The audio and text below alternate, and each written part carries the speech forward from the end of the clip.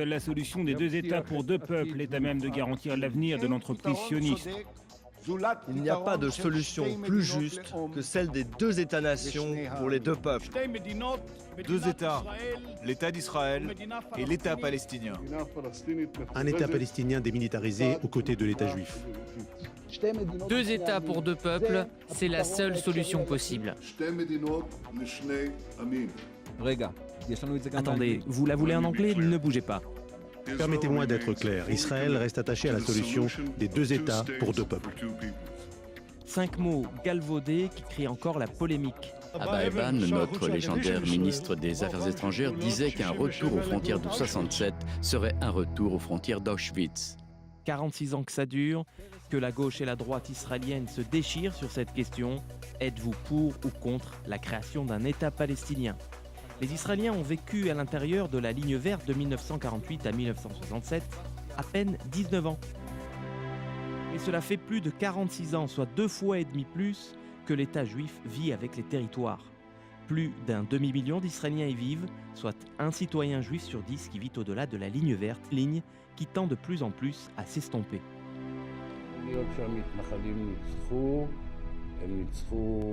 Les habitants des localités juives de Cisjordanie ont gagné. C'est la victoire de la terre d'Israël contre l'État d'Israël. Et nous avons été défaits.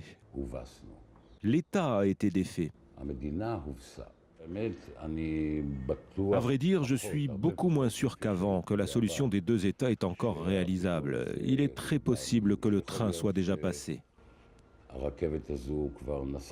Mais si certains Israéliens sont amers, d'autres se réjouissent de voir la solution des deux États repoussée au calende grec. Aucun gouvernement israélien, qu'il soit dirigé par le Likoud, par le Parti travailliste ou par Yair Lapid, n'osera déraciner 100 000 Israéliens de leur foyer. Cela ne se produira jamais, aucune chance que cela se produise. Quelques chiffres. Le nombre d'habitants juifs dans les territoires n'a jamais cessé de croître depuis 1967. Il dépasse aujourd'hui le demi-million. En notant de ce chiffre les habitants juifs de Jérusalem-Est, il reste encore 350 000 personnes. Retranchons à cela encore les grands blocs d'implantation, les échanges de territoires. Dans le scénario le plus optimiste du point de vue israélien, il faudrait évacuer en cas d'accord pas moins de 70 000 habitants des localités juives de Cisjordanie, soit 10 fois plus que lors du désengagement de la bande de Gaza. Et les Palestiniens, qu'en pensent-ils? Nous sommes allés poser la question à Khalil Shkaki, directeur d'un centre palestinien de sondage à Ramallah. Il y a aujourd'hui une réalité de facto. Personne n'en veut, mais c'est la réalité. Israéliens et Palestiniens vivent dans une réalité, celle de l'État unique. L'État unique, une solution de plus en plus populaire dans la rue palestinienne, y compris auprès de ceux qui jadis étaient les principaux artisans de la solution des deux États, comme Ahmed Kourei, ceux au cadre du Fatah.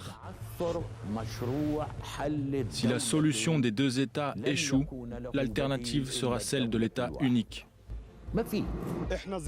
Ça fait 19 ans qu'on négocie et on n'avance nulle part. Au contraire, le monde entier est contre nous. Si on a les mêmes droits et qu'on vit dans l'égalité, pourquoi pas? Pourquoi pas? Après tout, l'essentiel c'est de vivre dans la dignité.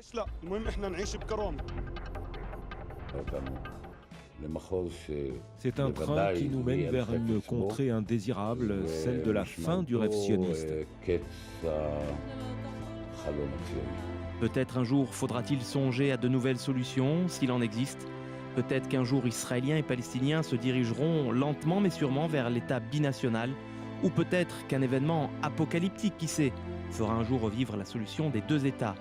Peut-être. Mais en attendant, avec la construction qui se poursuit dans les territoires, avec les actuelles directions israéliennes et palestiniennes, chaque jour qui passe rend un peu plus désuète la séparation entre Israéliens et Palestiniens.